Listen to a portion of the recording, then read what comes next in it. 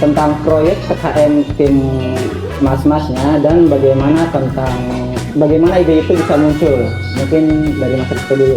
Oke, bagaimana ide itu bisa muncul ya? Ya. Nah, jadi ini ada cerita menarik lah. Gimana ide kami itu muncul. Makanya kemarin ketika waktu presentasi PKM-nya itu ketika ditanya bagaimana laporan kemajuannya, kemajuan itu bisa menjadi sebuah keyakinan kalau misalnya dari diri kita itu dari sugesti, iya aku memang bisa.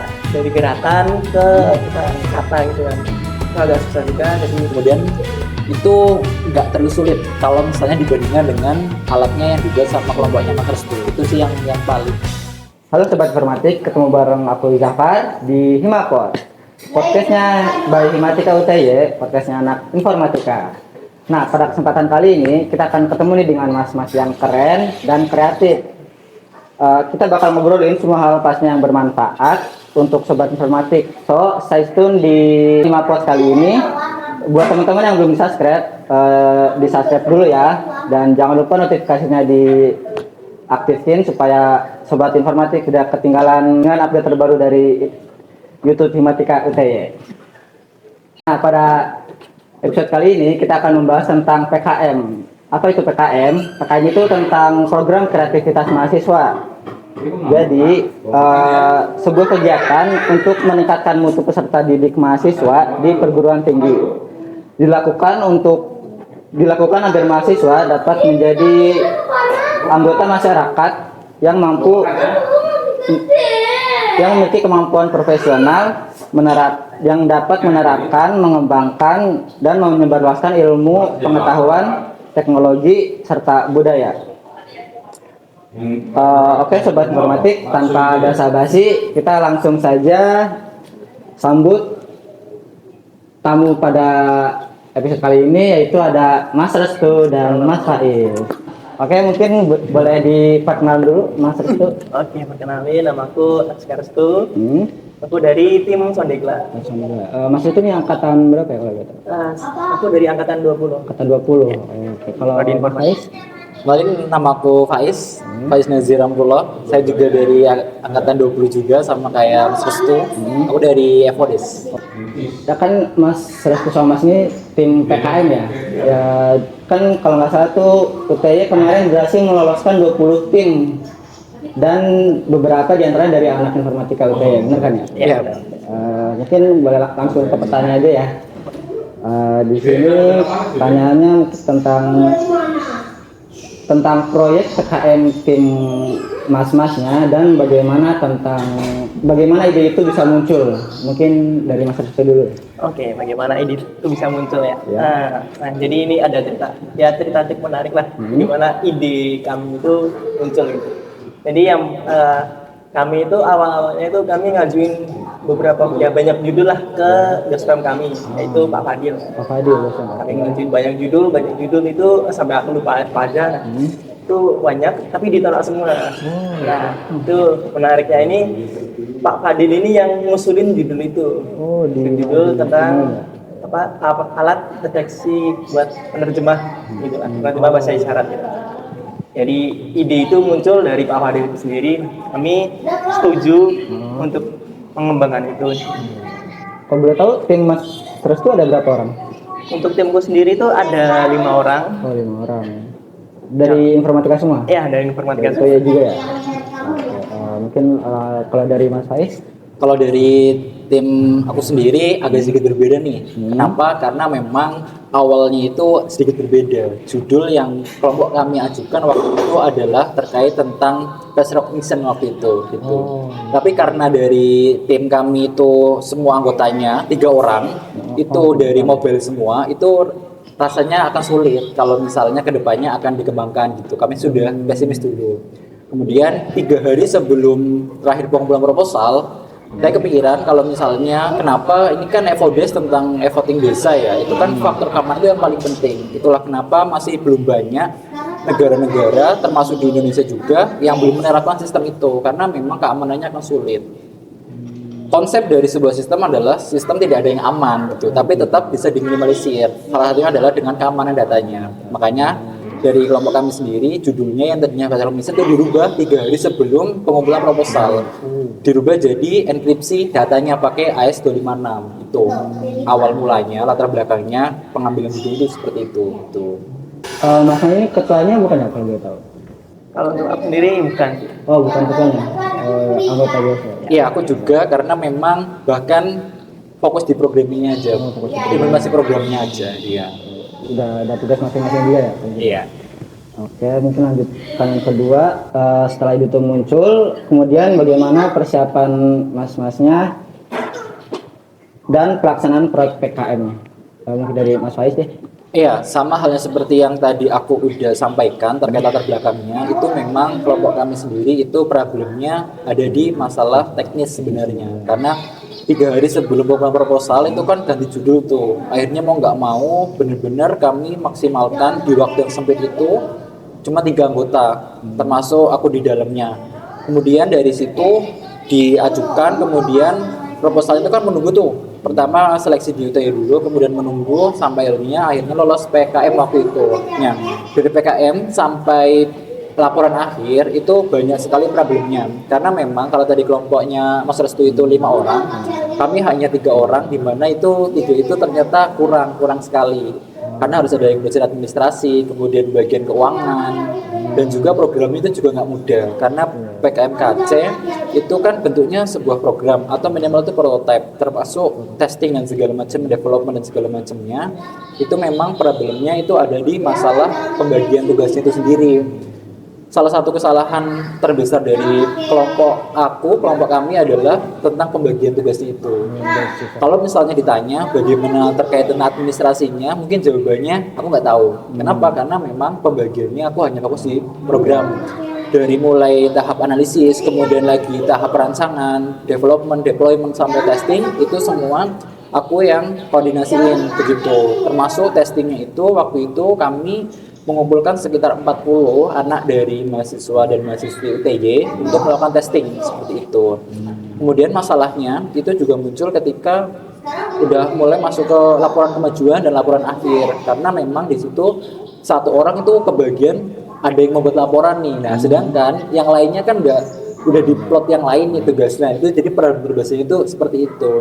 Makanya kemarin ketika waktu presentasi PKM-nya itu ketika ditanya bagaimana laporan kemajuannya, itu saya langsung lempar ke teman saya karena memang nggak ada yang membawahi di situ di bagianku. Jadi memang bagian proposal itu ada di yang lain seperti itu.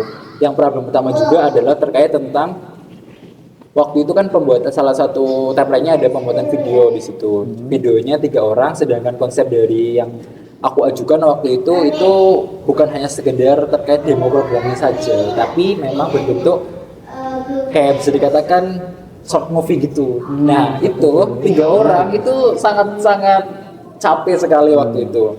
Akhirnya mau nggak mau kami mengambil beberapa orang lainnya, teman dekat lah, itu untuk membantu. Itu yang jadi salah satu problem terbesar itu seperti itu. Sampai akhirnya di akhir pun itu tidaklah mudah karena memang banyak sekali yang harus diurus, tapi hanya 3 orang. Itu permasalahan dari kelompok aku tuh seperti itu. Ini dari Asus tuh mungkin beda ya ceritanya. Ini ya. Oke. Udah gitu nih. Kalau dari aku sendiri sih ya kami sama dibagi sama kayak kelompoknya Mas Faiz ini dibagi-bagi dulu. Jadi nanti si A ini ngapain, si B ini ngapain, si D ini ngapain. Nah, cuman kami tetap ada kerjasamanya lah. Jadi misal kayak di bagian laporan, terus presentasi atau video gitu tetap kita ngerjain bareng-bareng gitu.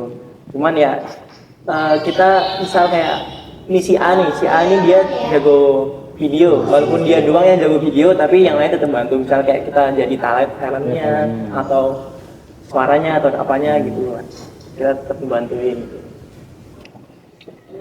Terus terkait kalau kayak tugas Mas Restu ini di tim apa? Untuk aku sendiri itu bagian ininya AI-nya lah, bagian mengubah AI-nya. Jadi kan di alat yang kami bikin itu kan dia menerjemahkan bahasa isyarat menjadi dari bahasa isyarat jadi bahasa Indonesia.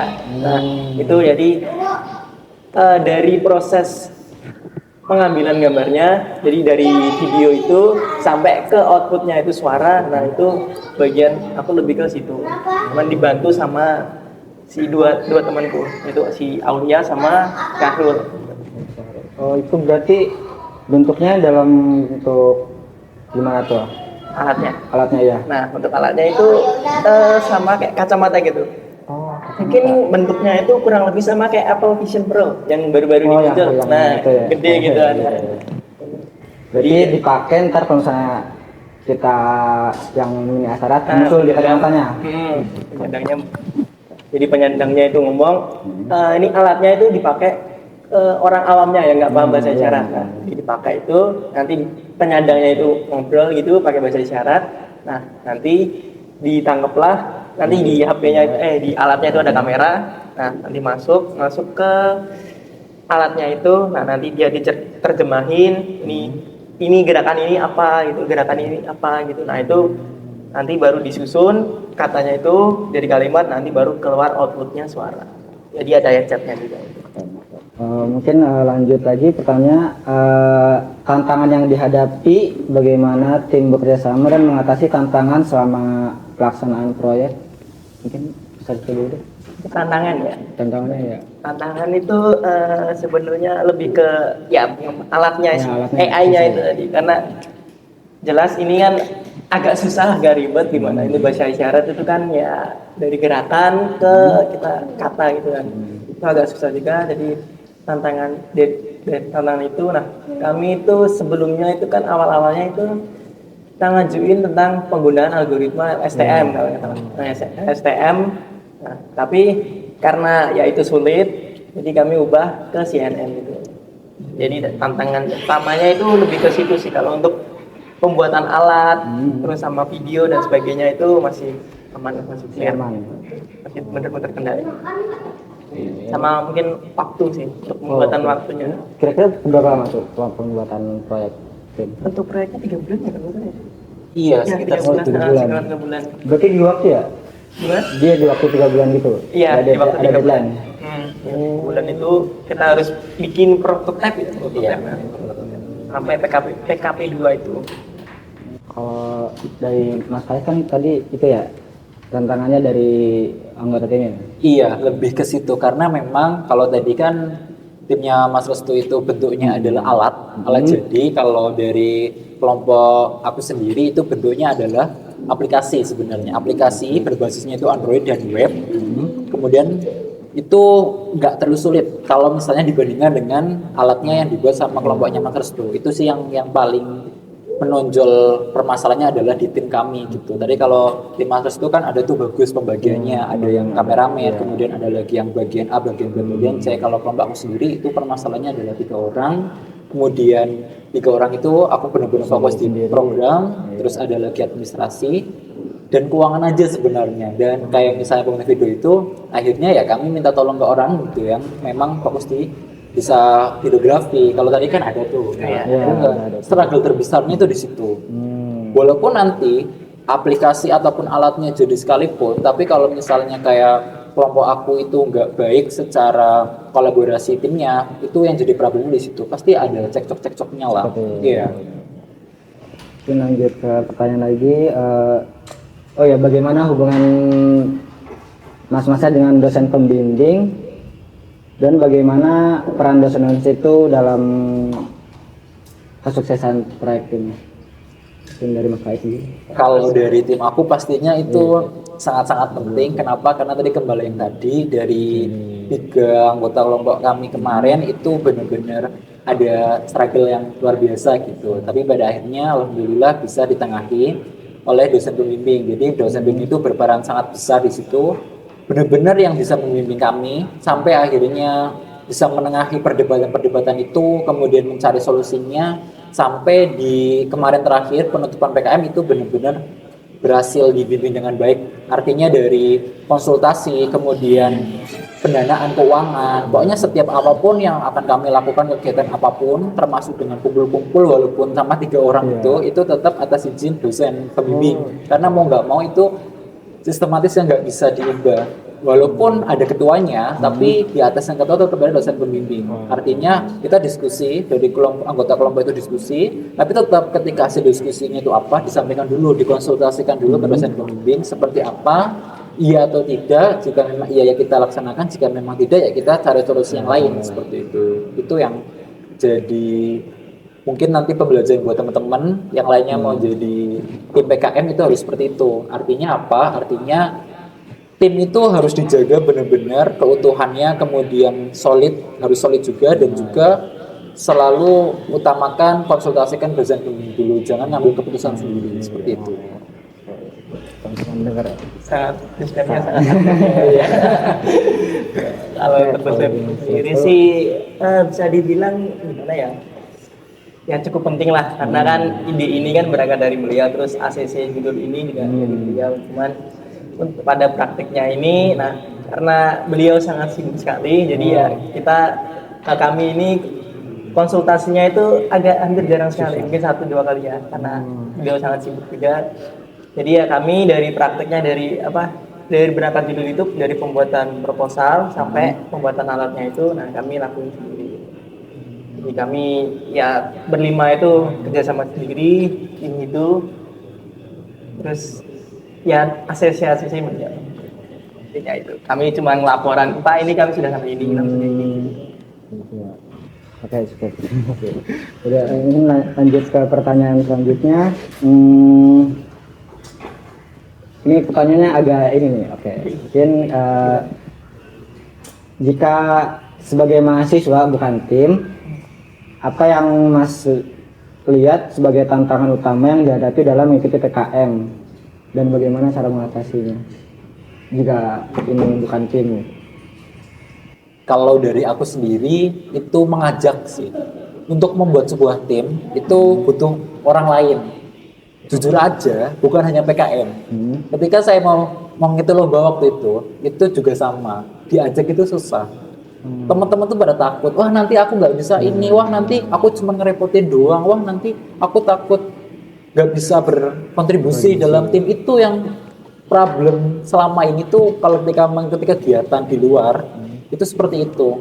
Sulitnya adalah mencari teman yang memang bisa diajak berkolaborasi, dia punya kemampuan di situ. Itu sangat sulit. Minimal jangan takut, itu yang susah.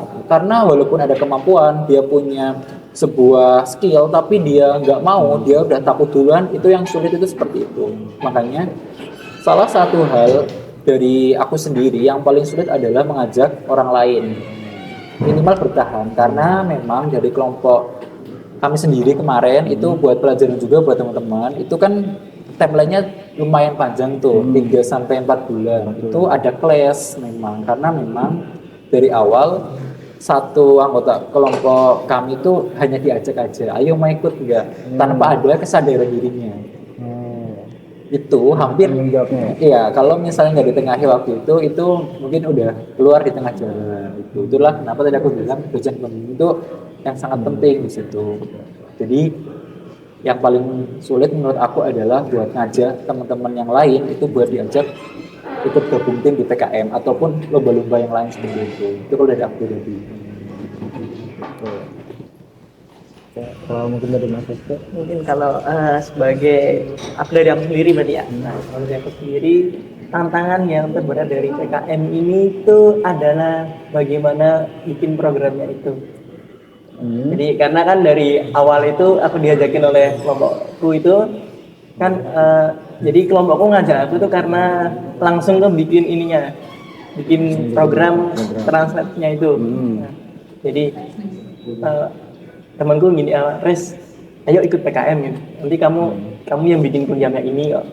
Kan sesuaikan sama backgroundmu. Nah, cuma dari aku sendiri, menurutku karena ya ini proyek yang terbilang sangat susah ya. Jadi mungkin hampir mustahil untuk ya saat itu. Nah, jadi itu tantangan terbesarnya. Cuman aku lihat-lihat, oke lah, bisa lah, jalanin aja dulu deh gitu. Jadi ya tak coba maju, bikin dan akhirnya alhamdulillah jadi lolos ya. Yang kan kalau nggak salah ini PKM bisa sendiri ya, individu ya? Untuk kemarin itu setahu aku ya, itu minimal 3 orang per tim, maksimal 5 orang. Iya, harusnya tim. Kirain bisa sendiri itu. Kalau sendiri pasti nggak bisa. Iya, tadi 3 aja itu udah. Iya, Oke, berarti itu. Harus tim, tapi kalau beda satu timnya itu bisa dari beda jurusan. Itu bisa itu. Beda jurusan. Tapi harus tetap satu kampus. Iya, Bisa dari. Iya, misal kemarin tim yang lolos timnas itu ada dari akuntansi, dari elektro sama psikologi. Itu nggak apa-apa, selama masih satu kampus. Iya. Jadi makanya itu PKM sebenarnya itu adalah tentang kolaborasi. Artinya ketika memang di situ parameternya adalah keberhasilan, kerjasama, kolaborasi, mungkin parameter itu yang nggak bisa maksimalkan oleh kelompokku gitu. Berbeda mungkin dengan Mas tuh. Jadi kan nggak bisa dijadikan alasan bahwa 3 orang itu kurang, 5 orang itu nggak juga. Kalau memang 3 orang memanagenya dengan baik, pastinya itu udah lebih dari cukup. Gitu. 5 pun kalau misalnya tidak dimanage dengan baik, ya Allah juga. Ya benar sih. Dan justru disarankan itu berbagai beda jurusan gitu, karena kan namanya project kan pasti nggak cuma satu bidang aja kan, jadi disarankan itu ngambil dari beda jurusan karena biar ini biar tugasnya ini si A sesuai sama backgroundnya, terus si B sesuai sama backgroundnya. Kayak contohnya bikin proposal sama itu kan proposal gitu. Programnya terus apanya gitu kan. Disarankan beda yang jurusan karena biar sesuai sama backgroundnya gitu. Ya, karena memang kenapa menambahkan ya, karena kenapa memang lebih disarankan beda program studi, itulah biar muncul ide-ide baru. Gak hanya lingkupnya kalau informatika, ini tuh harus PKMKC, harus ini buat program. Kenapa? Karena memang PKM itu gak hanya PKMKC aja. Iya. Ada 7 yang lainnya, ada 7 bersama PKMKC artinya 8, total itu 8. Ketika memang banyak ide, banyak program studi, itu semakin banyak yang ide bisa dikumpulkan. Gak hanya harus buat program loh, harus buat alat itu enggak. Bisa juga berbentuknya kewirausahaan, kemudian lagi ada pengabdian masyarakat juga ada. Iya, juga ada. Iya, jadi ilmuwan juga ada. Enggak harus program sebenarnya bentuknya tuh. Itu kalau mas-masnya timnya satu ini semua ya, satu jurusan semua ya? Kalau aku ya. Iya, kalau aku juga semua. Informatika semua. Temen deket lagi. Iya, sama. Nyari orang lain susah. Iya. Apalagi kalau yang ngajak itu kan yang ke prodi lain yang belum kenal itu ya pasti. Iya, itu juga salah satu. Pasti takutnya kepercayaannya. Iya, benar sekali. Ya, lanjut pertanyaan lagi. Mungkin dampak positif dari mas-mas yang ngerasain berhasil lolos itu gimana? Bang? Kalau dari aku sendiri, dampak positifnya pastinya belajar terkait tentang tadi termasuk kerjasama, bahwa buat informatika sendiri itu bisa membuat aplikasi, bisa membuat sebuah website itu bukan jadi satu-satunya alasan buat bangga gitu. Kenapa? Karena nanti ketika di dunia kerja bisa buat program tapi nggak bisa kerjasama dengan tim, nggak bisa kerjasama sama orang lain, itu yang jadi problemnya di situ sebenarnya. Itulah salah satu hal positifnya adalah walaupun aku bisa buat program, walaupun aku tuh bisa buat tadi proposalnya, bisa memanage keuangannya, bisa ada di bagian fotografinya, videografinya, tapi kalau nggak bisa berkolaborasi ya percuma. Kenapa? Karena kalau sebuah tim kan dia memang ada tugasnya masing-masing, tapi itu berkolaborasi, bukan malah aku program ya udah program aja. Itu yang sisi positifnya aku jadi tahu nih bahwa bisa berkolaborasi dengan tim itu adalah kunci utamanya. Gak hanya sekedar membanggakan diri sendiri, tapi bisa berkolaborasi dengan orang lain, dengan tim, bisa jadi sebuah kebanggaan tim. Dan juga yang selanjutnya, hal positifnya adalah jadi tahu juga bahwa sebenarnya dari UTY nggak kalah loh sama kampus-kampus yang lainnya. Kita sama-sama punya kesempatan yang sama, idenya pun sama, kita sama-sama bisa makannya sama-sama nasi, kemudian lagi kurikulumnya juga sama, apa yang didapatkan juga sama. Karena ide itu bisa muncul dari mana aja, gak harus kampus ini idenya lebih bagus, enggak. Mau kampus dimanapun ide bagus itu bisa muncul, jadi nggak akan berpengaruh di situ. Kemudian yang ketiga, yang terakhir adalah terkait tentang pentingnya bagaimana kita itu untuk memahami satu sama lain. Kenapa? Karena berbeda tadi ya, ketika di timnya Mas Restu itu mungkin agak sedikit ditinggal sama dosen. Kalau kelompok aku tuh dosen pembimbingnya sangat-sangat aktif. Masalahnya adalah di timku sendiri yang struggle di situ. Struggle-nya adalah kurang memahami aja. Karena mau nggak mau keberhasilan sebuah tim, keberhasilan PKM itu adalah bisa memahami satu sama lain, tidak menginginkan ego, dan itu adalah hal yang paling penting sebenarnya. Itulah buat teman-teman juga bahwa nanti ketika ini udah muncul nih, udah ada PKM lagi. Nanti tanggal 11 Februari 2024 itu pengumpulan terakhir proposal. Ya. Jadi silakan teman-teman bisa buat tim, bisa berkolaborasi. Masalah nanti nggak bisa buat programnya itu nanti masih ada waktu. Masih ada waktu 3 bulan buat yang penting idenya dulu. Idenya dulu itu yang paling penting gitu. Penting ya. Itu sih kalau dari aku. Jadi Kalau Mas itu gitu berarti langsung kalau dosen pembimbingnya ntar ya pas udah milih dulu. milih. Iya, milih dulu. Kita Milih dosen pembimbingnya sudah ada di listnya. Iya. Kebetulan dosen pembimbing aku kemarin tuh Pak Ali Muhammad Ali Romli. Kalau Mas Restu kan Pak Fadil. Masih banyak kok dosen pembimbing yang lainnya karena sudah di list ada di PDF waktu itu ada. Nanti ada bisa milih siapa, kemudian berkonsultasi, kemudian ajukan proposalnya sebelum nanti akan diseleksi oleh Dikti ya. Untuk yang masuk PKM itu siapa. Jadi pertama itu proposal dulu. Jadi mau buat program apa diajukan proposalnya, kemudian termasuk di situ pendanaannya berapa banyak. Nanti kalau sudah di ACC oleh kampus diajukan ke Dikti, baru tuh nanti siapa sih yang lolos PKM gitu. Jadinya makanya itulah teman-teman sebenarnya udah ada yang muluk-muluk dulu nih. Wah, aku nanti kalau buat program ini, ide ini tuh bakal susah bla bla bla. Sebenarnya mau ide sebagus apapun tapi proposalnya nggak lolos ya nggak lolos PKM-nya. Itu sih. Proposalnya juga harus ini banget ya, harus sesuai banget. Kalau itu template gitu boleh pakai template gitu. Iya, sudah disediakan. Sudah ada Iya. Terutama pendanaan sih. Itulah pendanaan yang pendanaan tuh sama formatting biasanya. Karena tim-tim kemarin itu teman-temanku ada yang nggak lolos proposalnya gara-gara formattingnya juga. iya, sesuai format, minimal sesuai format sama pendanaannya masuk akal. Iya. Masuk akal. Sama di pendanaan itu kan ada tuh berapa persen harus ini, berapa persen. Nah, itu nggak boleh, harus pas lah. Berapa tuh nggak boleh kurang, nggak boleh lebih gitu. Kalau kurang, boleh maksimal. ada maksimal. Nah, ada maksimalnya. Jadi untuk kayak untuk anggaran misal anggaran apa ya? Oh, yang itu tuh kayak misalnya yang nggak boleh itu anggaran makan tuh. Itu tuh jangan ditaruh di situ. Kemudian penyewaan segala macam itu sudah ada. Oh, yang boleh nyewa itu berapa persennya sih? Gitu. Ada. Maksimal berapa persen? Boleh dibeli itu yang mana aja sih? Sudah ada di informasi gitu. Ya itu juga harus dipikirkan. Kalau yang mungkin dari Mas Rudi tadi belum ya? Oh iya. Sambil diminum aja, sambil minum. Makan. Positif. Oh, iya. Dari aku sendiri sih ya sama sih, bisa belajar mempelajari hal yang sekiranya dulu tuh yang aku bilang tadi kan. Menurutku proyek ini tuh kayak sangat mustahil untuk yang dulu. Nah, gitu ya. setelah ambil belajar juga, jadi sekarang jadi tahu caranya bikin ini tuh jadi gini sih gitu. Nah, terus selain itu ya jelas prestasinya kan. Prestasinya dapat penghargaan gitu. Depan lagi karena tidak semua orang juga bisa kan. Oh iya, kalau gitu kan pas lagi kelas ya?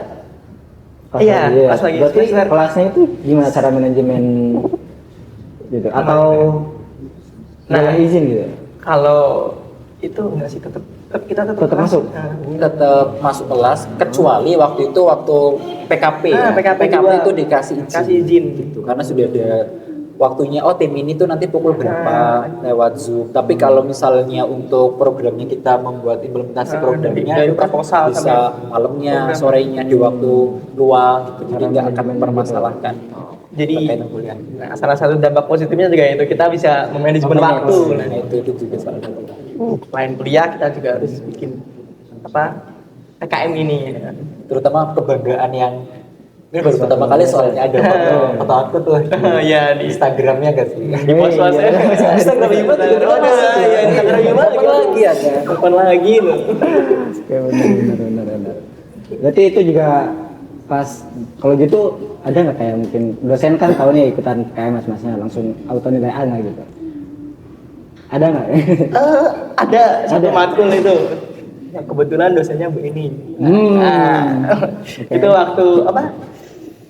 TS atau UAS gitulah, hampir UAS kalau nggak salah. Nah itu katanya beliau silahkan kalau ada prestasi-prestasi silahkan di list.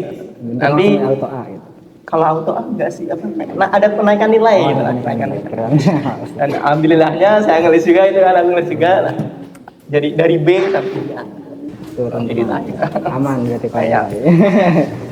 Alhamdulillah. Kalau dari aku sendiri ada. Memang itu karena gini, PKM itu salah satu standar kompetisi yang tinggi dan itu tuh memang sudah gimana ya? Ya Bagus lah intinya. Iya. bergengsi banget Bergengsi, ya, bergengsi. standar nasional juga. Standarnya nasional juga, dan dosen itu mengapresiasi itu.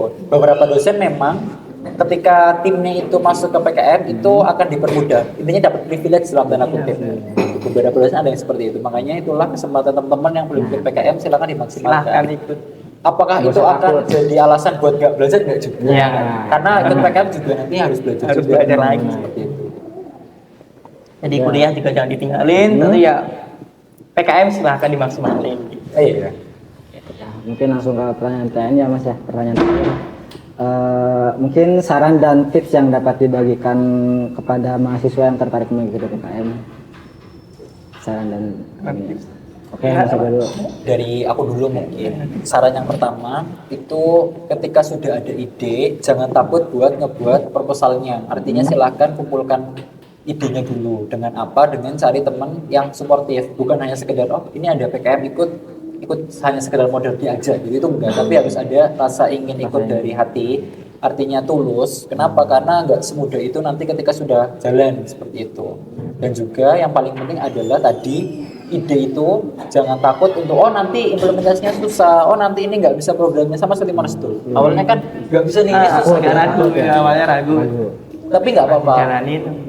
Sebuah keraguan itu bisa menjadi sebuah keyakinan kalau misalnya dari diri kita itu dari sugesti, iya aku memang bisa, kelompok aku memang bisa, itu akan merubah keraguan jadi sebuah keyakinan.